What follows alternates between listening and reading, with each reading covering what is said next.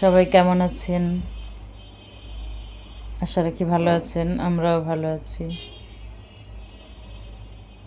এখন আসলে আবহাওয়াটা কেমন, কিছু সময় ঠান্ডা, কিছু সময় গরম।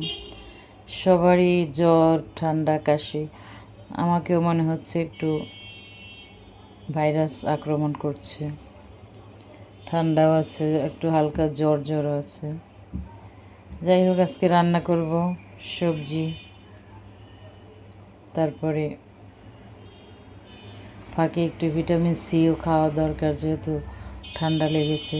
আমি আসলে লেবুও খাই, কিন্তু লেবুটা আজকে গরম গরম পানি করে লেবু খাওয়াটা আসলে একটু ঝামেলার বিষয়। তো আপনারা কেমন আছেন সবাই? এই সময় আসলে বাচ্চাদেরকে খুব সাবধানে রাখবেন, কারণ অনেক বাচ্চাদের নিউমোনিয়া হচ্ছে। আমার ভাইয়ের ছেলেটাও অসুস্থ, ওর জ্বর, ঠান্ডা, কাশি, খুবই অসুস্থ। তো আমরা সবাই সাবধানে থাকবো, সাবধানে চলাফেরা করব। আর এই সময় আসলে বেশি বেশি শাকসবজিও খেতে হবে, প্রচুর পরিমাণে পানি খেতে হবে, এর কোনো বিকল্প নেই। আর আমরা পারলে মাঝে মাঝে একটু রোদে যাব, সবুজ ঘাসে হাঁটবো।